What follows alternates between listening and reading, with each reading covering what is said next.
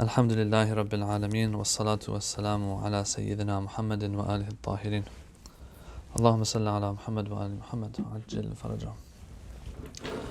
Assalamu alaikum everybody, and welcome to this session of Mizan Live.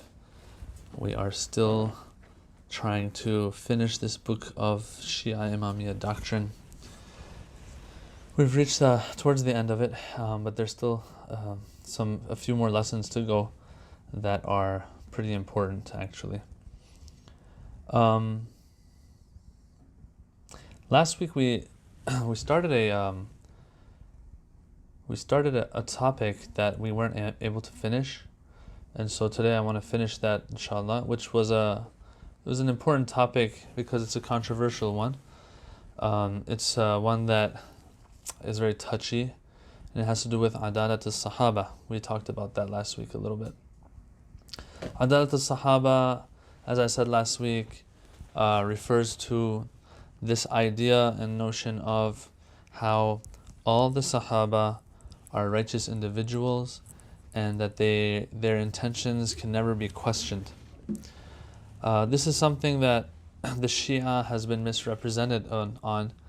I just want to explain how this has happened. What has happened is that the Shia nowadays in some circles and some settings is known as that school of thought who has a problem with you if you are a Sahabi, if you are a companion of Rasulullah.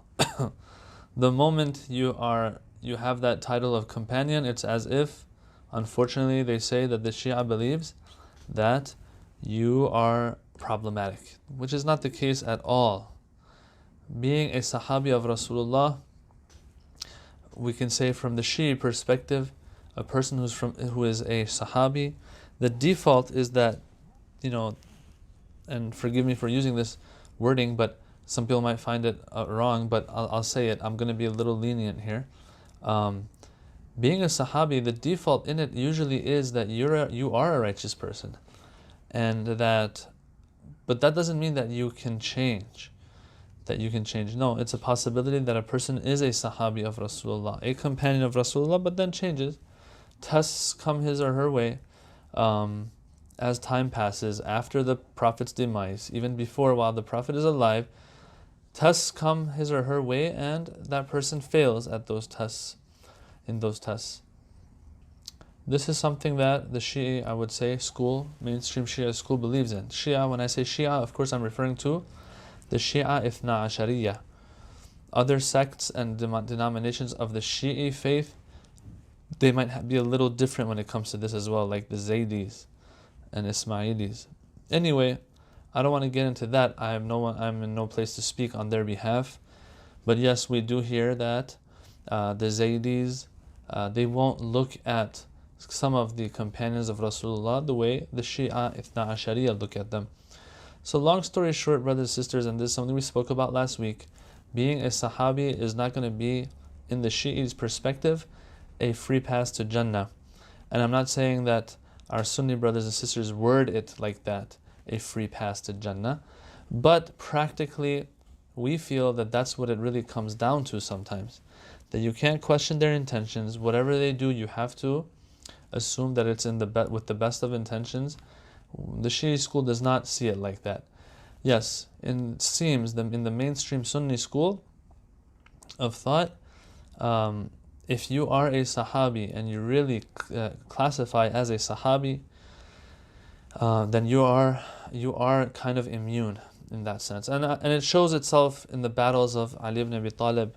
In the battle of Jamal, he went up against Talha and Zubair, for example, and Aisha.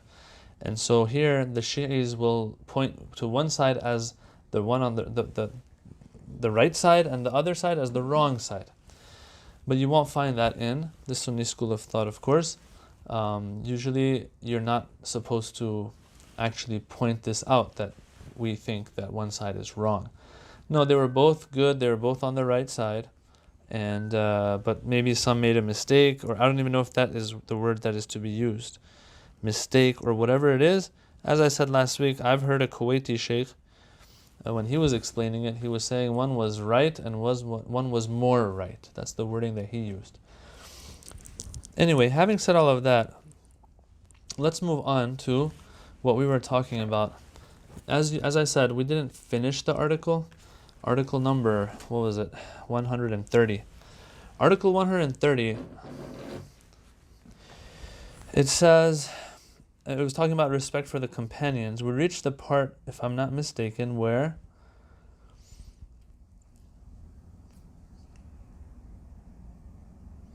I should have recorded where I left off last week.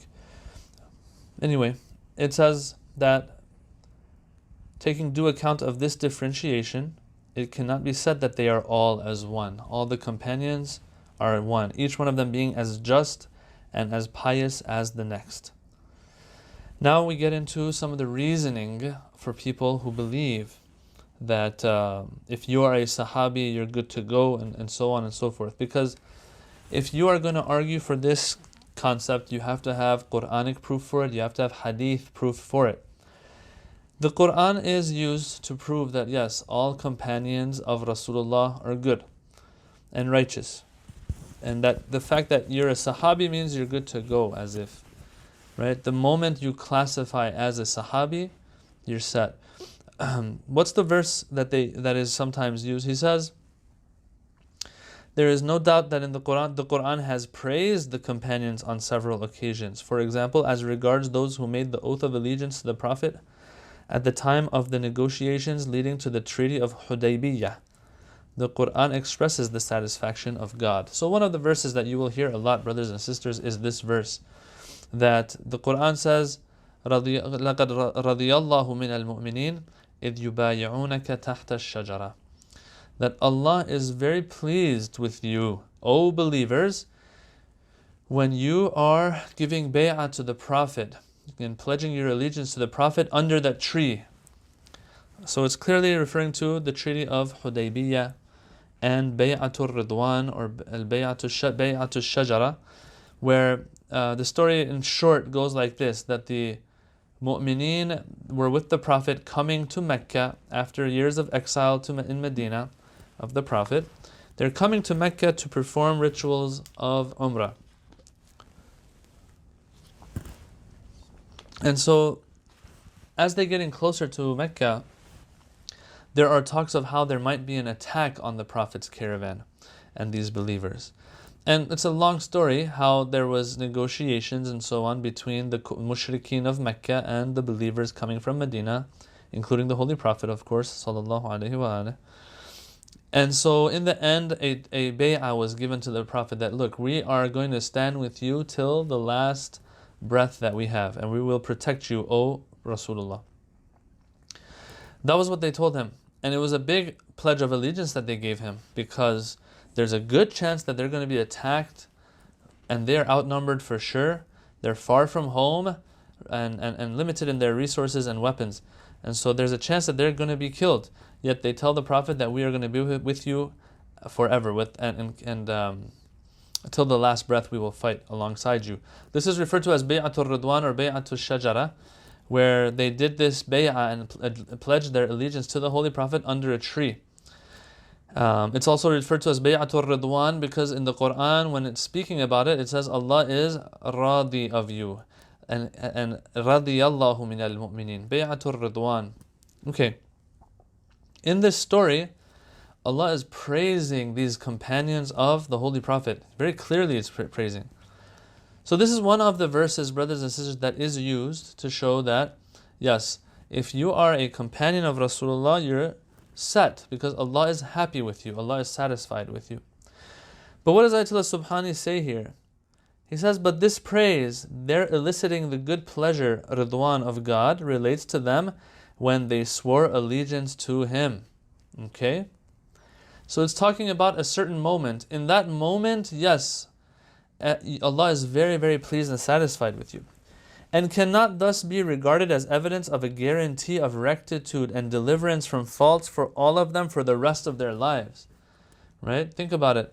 This is an example that we can have in our daily lives, where I'm sitting with my friend and I'm like, man, dude, I love you so much. You're the best. You are the most loyal friend I've ever got. Okay, so I am happy with my friend. and I love my friend. But doesn't mean 2 years from now, if that friend of mine messes up and starts sharing my secrets to people and so on, and I find out and then we have arguments, that I'm going to still love him because I said that 2 years ago.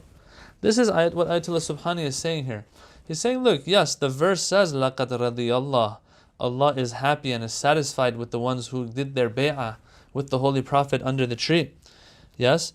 But that's talking about that time. It doesn't necessarily mean, okay, now that they did that, I'm happy with them and I will continue to be happy with them to the day of judgment. No, they have to continue being righteous the same way they were righteous on that day when they pledged their allegiance. I think it's a very valid point. 4. If one or more of them afterwards takes a wrong path, evidently the previous pleasure of God cannot be pointed to as evidence of their continuing piety or of their being permanently devoid of faults. The rank and station of these companions who elicited the pleasure of God is not higher than that of the Prophet, about whom the Quran says. So he's going to bring another verse now. He's making a point here, Ayatollah Subhani. He's saying, look, forget about the companions right now. Let's talk about the Prophet himself. The Quran tells the Prophet himself that if you mess up later, you're in trouble. Alright, so there's no guarantee even for the Holy Prophet, let alone for those who are companions of the Holy Prophet. So what is that verse? لَإِنْ أَشْرَكْتَ لَيَحْبَطَنَّ عَمَلُكَ وَلَتَكُونَنَّ مِنَ الْخَاسِرِينَ. That the Quran says, if thou ascribe a partner to God, thy work will fail and thou wilt indeed be among the losers. In other words, I mean that's classical English. Let me just tell you what it's saying in layman's terms. It's saying, oh Prophet, if you mess up and you become mushrik, all of your a'mal, all the deeds, good deeds that you have, all of that is just going to go down the drain. And as a result, you're going to be one of the losers. A loser is a person who gives more, gains less. That's a loser. You're giving your time and life and energy for certain deeds, but you're not getting Jannah in return because you're a mushrik. God forbid. Of course, na'udhu billah, that's not what happened with the Prophet, but this is what the Quran is saying to the Holy Prophet. There's no denying that. Look, it's in the Quran.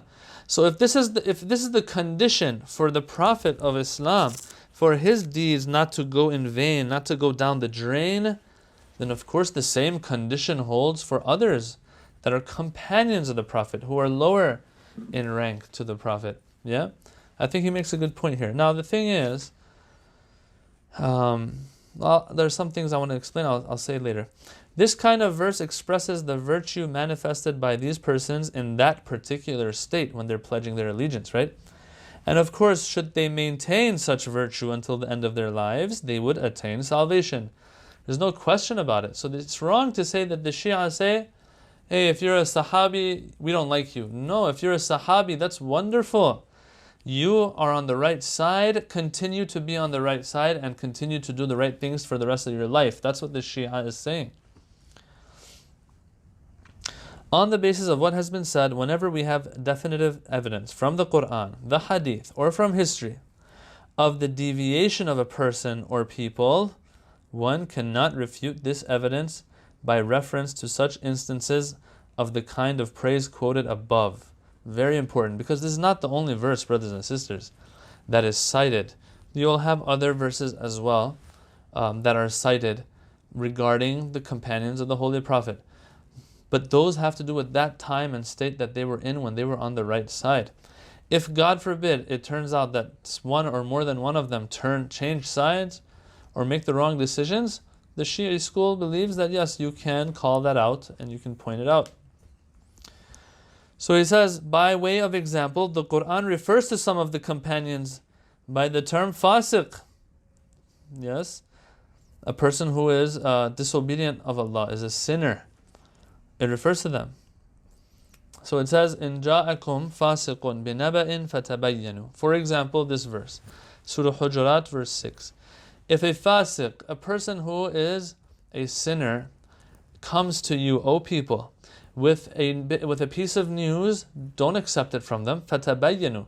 First, verify and then accept. Why? Because they are sinner. They are sinners.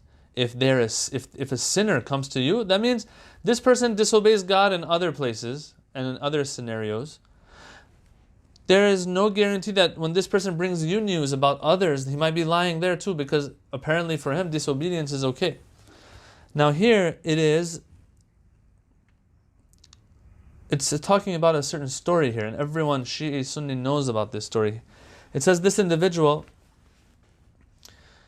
according to definite historical evidence, was Walid bin Uqba, one of the companions of the Prophet, who despite having the double merit of being a companion and of having made the hijrah with the earliest Muslims, brothers and sisters, right? This is crazy. It's like so great that you did hijrah with the Prophet. You migrated, left your home, and went with the Prophet to a land far out that you didn't have anything in. So this person, Walid bin Uqba, he's a companion. He did the hijrah with the Holy Prophet, was unable to preserve his good name, and through having lied about the tribe of Banu Mustalaq, earned from God the title of Fasiq, sinner. This is interesting because, and I'll tell you a little bit of the story. What happened was, the Holy Prophet sent this Walid bin Uqba to a people that were maybe the same tribe of him, and he had, or a tribe that had beef with him from before. And so as he's going to that tribe to collect the zakat from them, the Prophet had sent him to collect zakat. As he's going to collect zakat, and he sees these people coming to receive him, he thinks that since they had beef with him from before Islam and from pre-Islamic times, that they're coming to attack him. He runs away. He runs away back to Medina and tells the Holy Prophet, they were trying to kill me. And so the story goes on to say that the Holy Prophet and some of the believers, they start getting ready to go and fight these people who had said they have embraced Islam, and the Prophet sent his representative to them. They get ready to fight this tribe. That the verse comes, in ja'akum fasiqun bin naba'in fatabayyanu. O Prophet, if someone that you know is a sinner comes to you with certain news, don't just take it without verification. First verify. And the verse goes on, أَن تُصِيبُوا قَوْمًا بِجَهَالَةٍ فَتُصْبِحُوا عَلَى مَا فَعَلْتُمْ نَادِمِينَ. Make sure you verify before you go, or else you might accidentally end up killing a people that you were unaware of. Yes, you had ignorance towards, and then as a result you'll become very regretful of what you've done. So the point of all of this is to show that, okay, this is a person that is a companion of Rasulullah, to the extent that Rasulullah trusts him to go to collect zakat and alms from this tribe, comes back with the wrong information, misinforms the Prophet and the people around him. They get ready to fight this tribe because what they've done is totally wrong. They've lied, it seems, and they've said that, we're Muslims, send us a representative, and when the Prophet sends his representative, this happens. I might get some of the details of the story wrong because I'm just telling you off the top of my head, but the gist of it is what I told you. This person comes back and lies about it, and this is what happens. So this is a companion at the end of the day. He's Muslim, he's seeing the Prophet, living with the Prophet, yet the Quran refers to him as fasiq. So that means a companion can be fasiq at a time. We can question certain actions of a Sahabi in certain times. Taking due note of this verse, Ayatollah Subhani says, and other similar ones, and with regard also to those hadiths in which certain companions are severely criticized, and likewise taking into account the historical evidence pertaining to certain companions, one cannot definitively regard all of the Prophet's companions, whose number exceeds 100,000, as being equally just and pious. As if you remember last session, we talked about this. We talked about how there is a difference of opinion even in the Sunni school of thought regarding who is a Sahabi. But it seems the mainstream believes that if you were Muslim during the time of the Prophet and you saw the Prophet, then that counts as you being Sahabi. So that's a very broad, that has a very broad scope and applies to a lot of people. The guy might have come to Medina, sat down with the Prophet for 2 days and gone, and he was Muslim when he did that. That will be considered a Sahabi according to this definition. So that's why Ayatollah Subhani here says it can reach 100,000 individuals. That the Prophet had 100,000 companions based on this definition of Sahabi and Suhbah. All right, if this is the case, like no, it's not. We don't believe that we can. We have to, look at them and refer to them as all being very pious and equally just. No. What is at issue here is whether we can justifiably regard all of the companions as equally just, he says. It is not a question of insulting them. So he opens up another topic here, which is very, very, very important. And this is what has become a problem in this day and age, especially with people who are less informed, it seems, and less literate when it comes to teachings of Islam.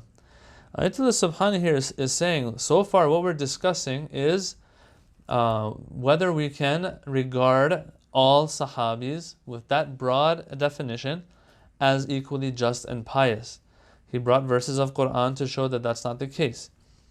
There's another verse that's there, I skipped as well. Anyway, that's one topic. But to see now to slander and insult and belittle and all that kind of stuff, he says that's a different story. That deserves its own discussion. He says it is not a question of insulting them. Unfortunately, some people do not distinguish between the two issues and accuse those who oppose the notion of equal justice in all the companions of falling into the error of insulting and criticizing the companions.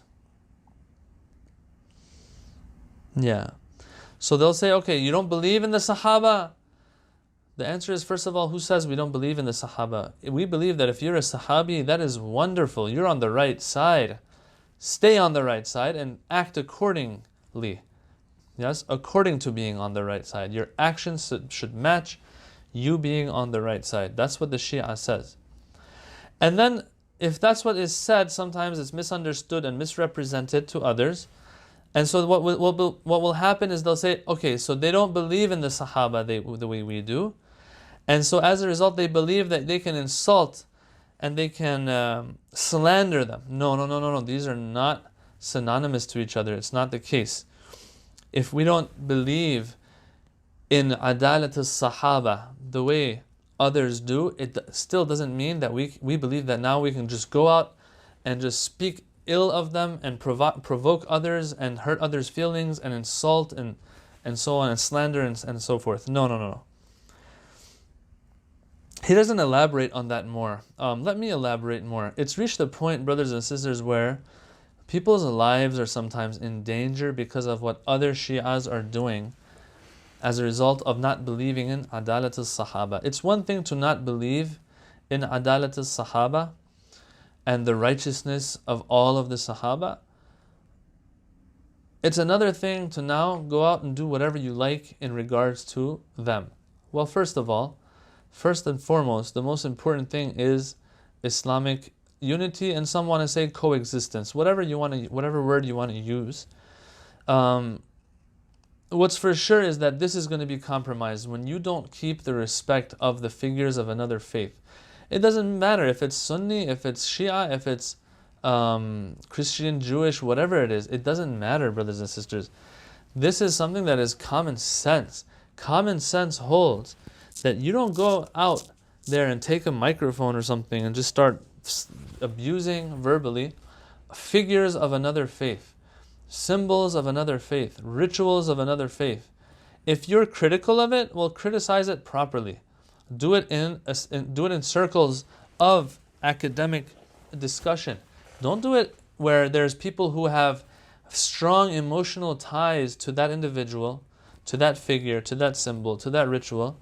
Go out there and just start saying it to them. Because why? What happens is they will come out after you. First of all, let me say this. Usually, the ones who are slandering are ones who themselves don't have proper, maybe, logic to explain, or the proper reasons and reasoning to explain why they believe in what they believe in. That's first and foremost right there. Lots of times, that's what you find. Yes, there will be times that there are some who will have a good grasp of the Shi'i school's logic and arguments regarding a certain concept, yet they will still go to an extreme of speaking provocatively and slandering and all of that kind of stuff. But usually this is the case, what I've seen personally even, is that people who have a little bit of understanding of Islam and they know how Islam kind of works, they'll understand that being critical is one thing, slandering and abusing is another. And so when it comes to this matter, they don't go out there and speak about certain things, go behind the mic and just, out on the street somewhere and try to hurt people's feelings. Because those people who are listening, who might hear this, they're not aware of your logic, they're not aware of where you're coming from. And usually the ones with that mic provoking others don't even know that logic and reasoning. So what happens is you have an emotional person on this side, an emotional person on that side. What do you get? What is the answer to this equation? Yes, when you have two emotional sides that are totally on either side of an argument, they're not going to get along, and it will lead to suffering. It'll lead to problems, violence, and so on. The person loves this individual or that figure as much as they would love their own mother. And when you're speaking in an ill fashion, unnecessarily and unwarrantedly about that figure, they will take offense. And since they can't silence you except through violence, that's what they're going to do. Now, sometimes this happens between the person listening and the person who is speaking. Sometimes the person who's speaking, they get recorded, they go online, and a person across the globe is killed. A person across the globe has to suffer. In all these cases, common sense dictates that we be very careful. It's one thing, sometimes they'll say, well, they know what we believe in anyway. It's one thing to know what others believe in, but it's another thing to actually see it happening before your eyes. Yeah? There's a difference, and this is why I keep using the word common sense. We don't need a verse of Quran for this. The Quran very clearly says, when it came to the mushrikeen even, the Quran tells the Holy Prophet, don't slander and curse at the idols of the mushrikeen, because those mushrikeen will turn back and slander Allah.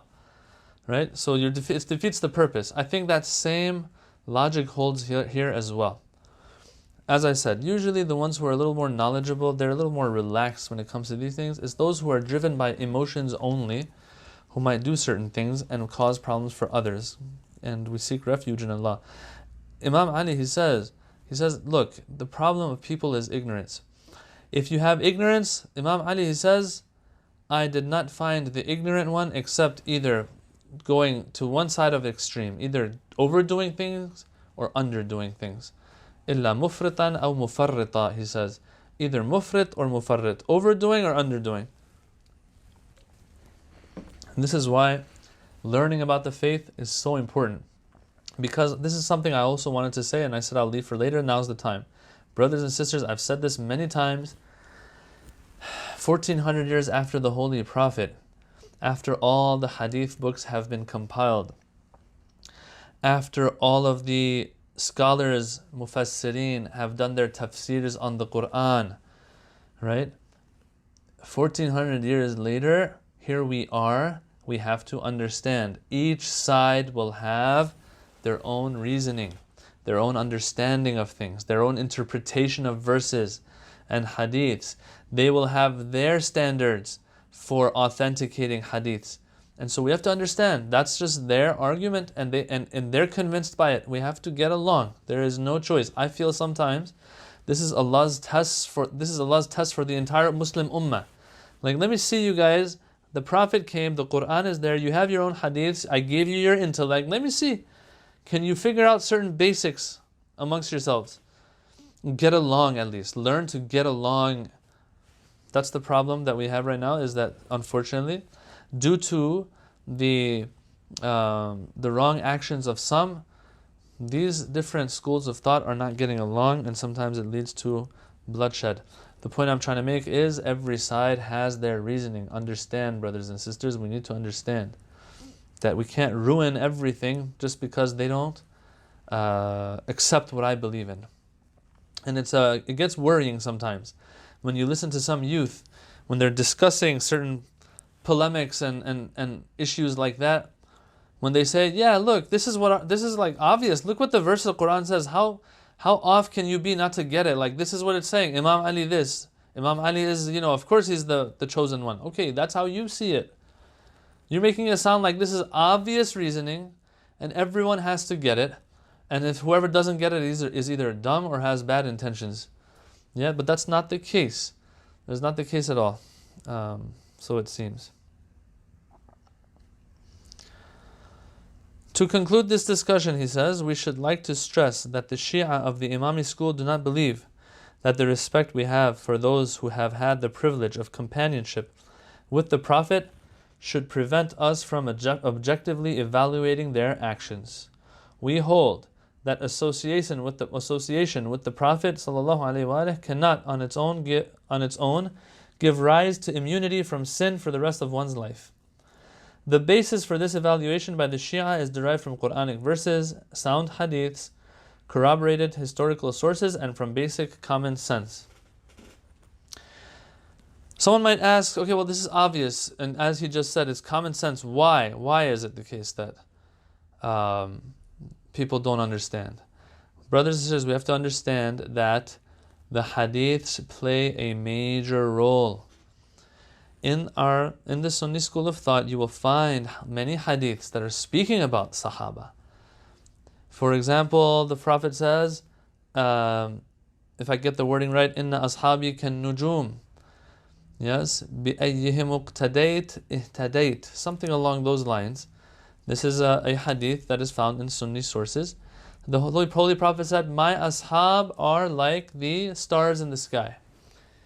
Whichever one of them you follow, you will gain guidance. So a person who's stuck at sea or stuck somewhere in some forest or something, by looking at the stars, they can find their way. They can be guided. Yeah? And so this hadith, that's what it's saying. According to Sunni sources, not our sources. The Shia do not have these in their sources. Okay, hadiths like this, and tens, maybe hundreds more of hadith that are like this, we have to understand, are going to be teaching people that you have to hold them that high. Then you follow them. Any one of them you follow, you will find guidance. Brothers and sisters, this is very important. That this is where it's coming from. The hadiths. The Quran is never clear about something like this much regarding the Sahaba. It's hadiths. Yes, the Quran keeps things vague. It's the hadiths that get very particular. In the Shi'i school regarding imamah, and in the Sunni school regarding suhbah and being a sahabi. Alright, so if you have these hadiths, brothers and sisters of the Shia school, you can't expect to go against these hadiths and tell people like, hey, why are you following them? It makes sense that every person is responsible for their own actions. So let's just not be blindly following a certain group. Well, the hadith, according to them, is saying that. بِأَيِّهِمْ اُقْتَدَيْتْ اِهْتَدَيْتْ. Any one of them you do iqtida of and you follow, you will find ihtida in, which means guidance. Ihtida, coming from hidayah. What I get out of this hadith is that if Ali ibn Abi Talib is on one side in the battle of Jamal and Talha Zubair are on the other side in the battle of Jamal, any one of them I follow should get me to Allah. That's what I can get from such a hadith. If I want to really milk that hadith for what it's worth, that's how far you can really go with such a hadith. So brothers and sisters of the Shi'i school of thought, we have to understand there are a lot of variables here involved. We can't just say, oh, of course, the Sunni is wrong and the Shia is right. Just like how the Sunni can't say, of course the Shia is wrong and the Sunni is right. No. Each side has to acknowledge the academic competence of the scholars of the other side. Yes, and leave it amongst those scholars to go back and forth and, have peaceful, respectful dialogue amongst themselves. Because this is what it will come down to, the hadiths. Or else the Quran, I'm going to say it here, the Quran keeps it vague. The Shia want to use certain verses to prove imamah, and that is fine. But they have to understand that these verses, like Surah Baqarah verse 124, that Allama Tabatabai and others have used, and we have in our hadiths even, using that verse to prove imamah of Ahlul-Bayt, who are we kidding? At the end of the day, the verse is not directly saying it. Yes, it takes some academic endeavor, and one can come to this conclusion. I personally am a fond follower and supporter of that notion, that Baqarah 124, if you work on that verse and you connect some other verses to it, you can come up with some nice things regarding imamah of Ahlul Bayt even. But it's a complicated sequence of argumentation to reach that point. Some people won't make it. And so the Shia can't say, oh look, there's verses that say it. No. There are verses that imply it, and it takes hard work to get there. And the Sunni has to also acknowledge, that the verses that are cited to prove this concept of Adalat al-Sahabah, at best they imply. There is not one verse in the Quran that you can actually say that this is the actual wording and face value of the verse. That it's saying, if you're a Sahabi, you're a companion, you're good to go, you won't be questioned, your intentions are probably good, and so on. Okay? This has to be acknowledged by both sides. And it seems that there's a reason why Allah kept things vague a little bit. Right? Or else the Quran might have been compromised. The Quran is protected in this way that when it comes to these touchy subjects, it keeps things vague. So the Shia will have an argument, the Sunni will also have an argument, and they have to learn to get along. Yes, if a certain verse was very clear about something, very clear, that anyone who reads it and sees it, takes it at face value, understands something, then yeah, there would be a problem. But we don't have that regarding imamah and regarding suhbah. Both sides, same thing. The only thing we do have about the Quran that one can say 100% it's clear when it talks about tawheed, when it talks about nubuwwah of the Prophet, when it talks about ma'ad and resurrection, when it talks about how our actions are going to be rewarded and punished for on the Day of Judgment, all of that, that's what the Quran is very clear about. When it comes to these more complicated issues, the Quran keeps things vague and only at best will imply certain things. Okay? Alright, so with that, article number 130, which I will call the controversial article of this book, has ended.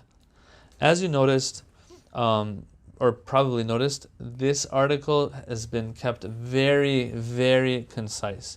He only addressed one of the verses that the Sunni school might cite for its claims of Adalat al-Sahaba. But that was it.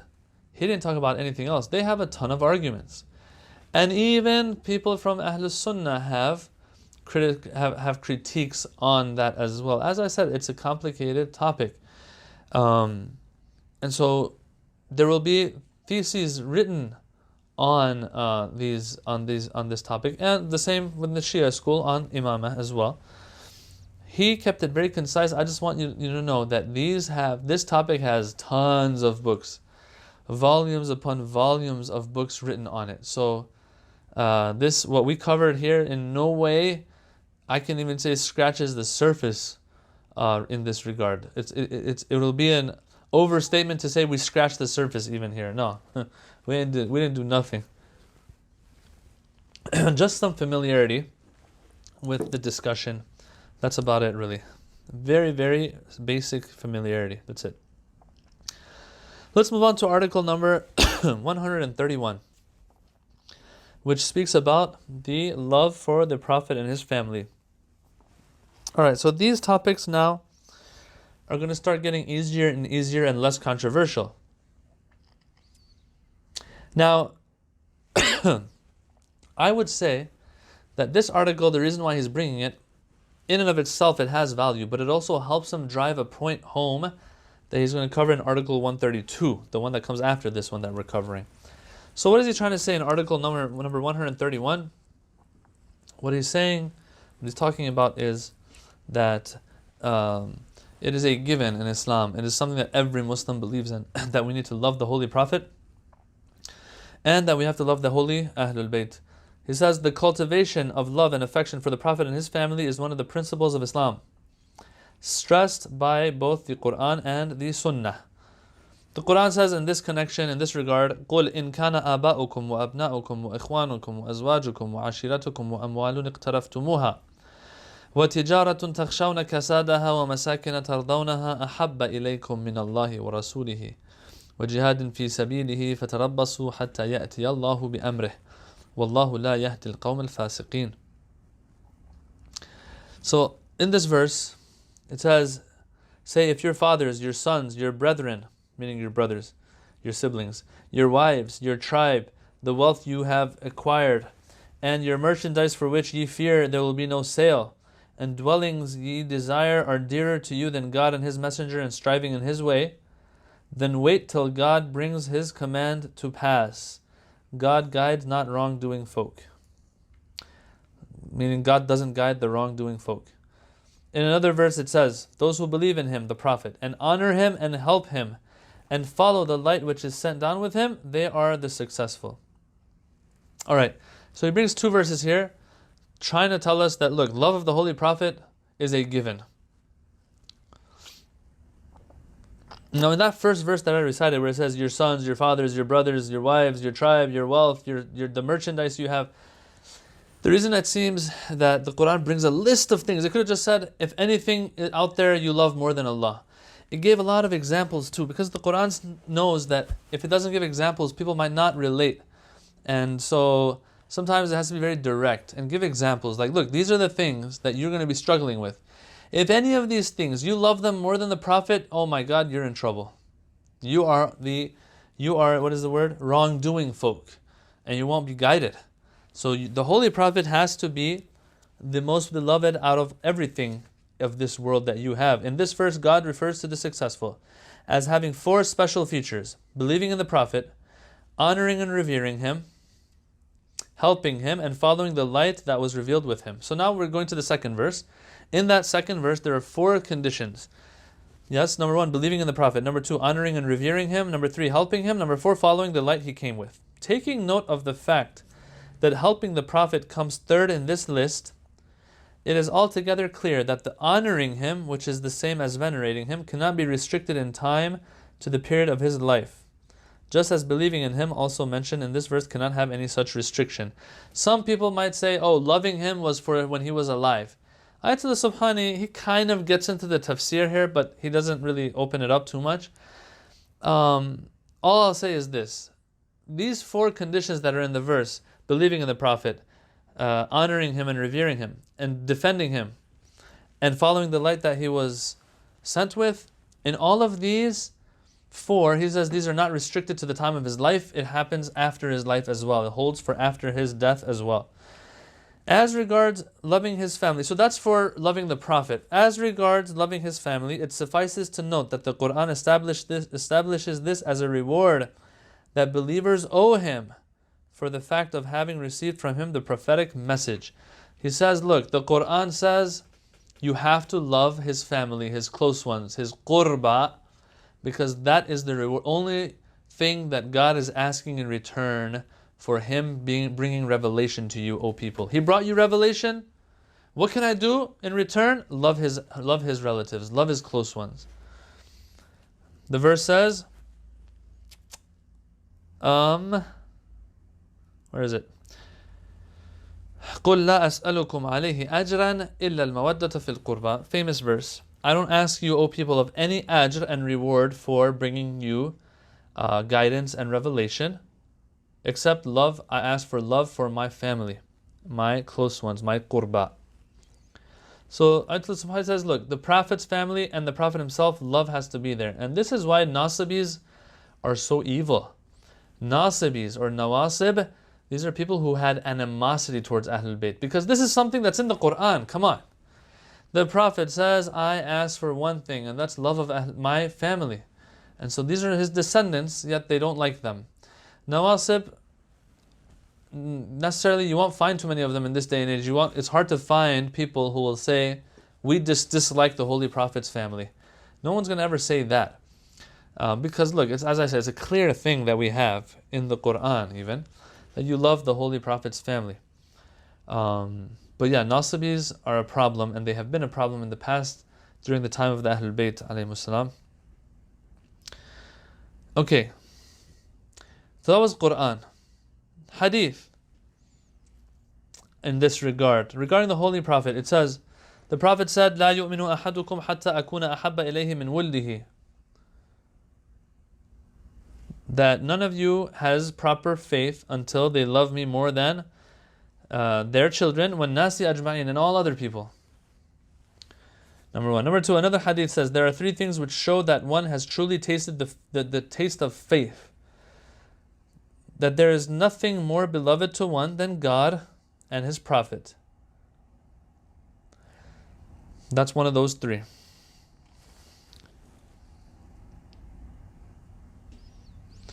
Number two, that a person is willing to burn in a fire rather than, instead of giving up their faith. That's number two.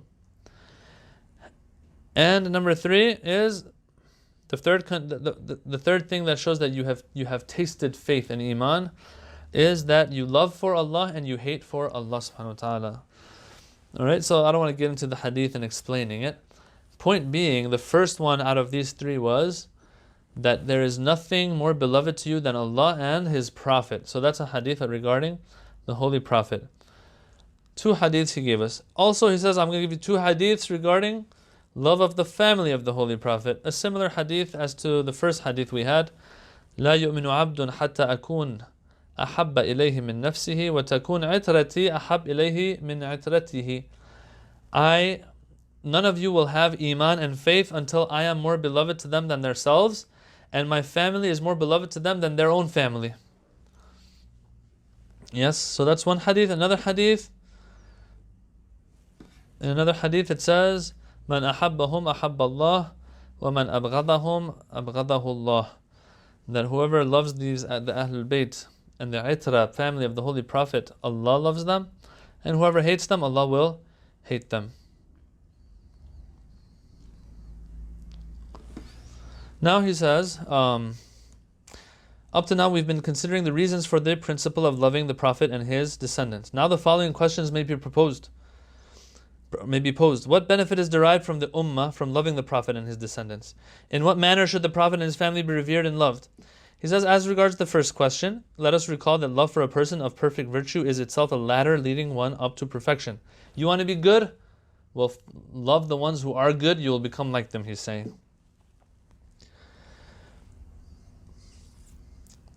The point that he wants to make is this though, and it's a very important point. He says when you love them, you act like them, you try to be like them. And so then he starts getting into this idea of, okay, so then just loving them won't be enough. Loving them and acting the way they acted, the way they were is important. And this is something that speakers and lecturers are always speaking about.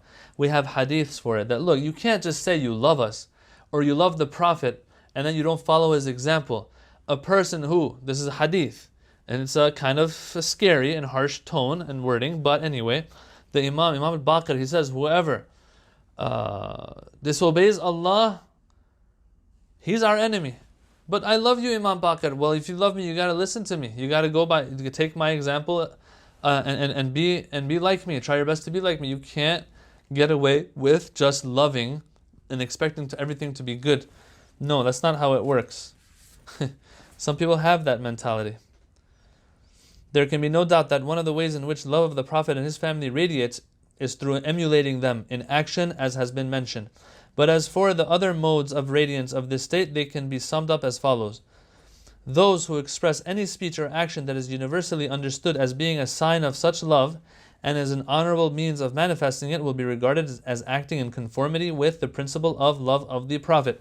What's he saying here? He says he's trying to go back to something we talked about in the past. In the past, when we had that discussion of bid'ah and innovation in religion and, celebrating the birth of the Prophet and these kinds of things, he said if they fall under a certain category, it's not bid'ah anymore.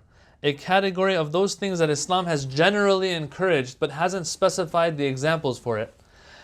He used the example of loving and venerating and revering the Holy Prophet and upholding his image. The example he gave for this was the celebrations of the Holy Prophet's birth. Yeah, that's what he used. Here he's repeating what he said before. He said, look, when we love him, these things happen. We follow him, one. Two, we're living up to that command by God that says revere him, honor him, by doing things like this. So when we love him, yes, that allows us to live up to those commands that tell us to love him. How? By expressing it, manifesting. How does it manifest? For example, when we celebrate their birth, when we get together and discuss their merits, when we teach our kids about them, and so on and so forth. And finally, this last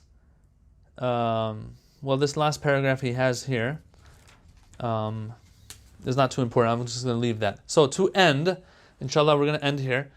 Article 131 is talking about the importance of love of Ahlul-Bayt, love of the Holy Prophet. Okay?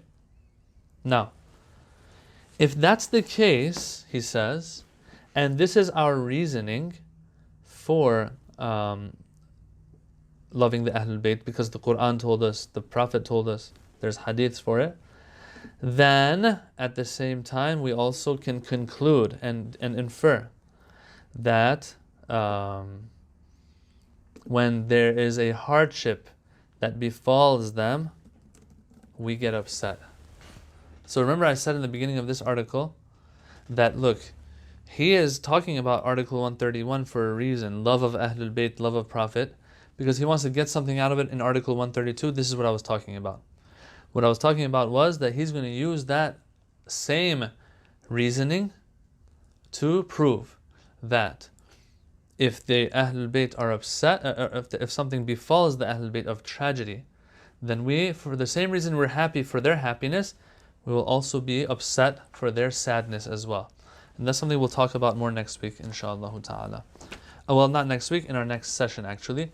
We will have to put out a flyer for the month of March and what programs we will be having. Keep an eye out for that. I will tell you this now, that we will not be having Mizan live session next week. But yeah, when we will be having it, inshallah, keep an eye out for that, and you'll see that soon, inshallah. Till then, keep us in your du'as. Wassalamu alaikum wa rahmatullahi wa barakatuh.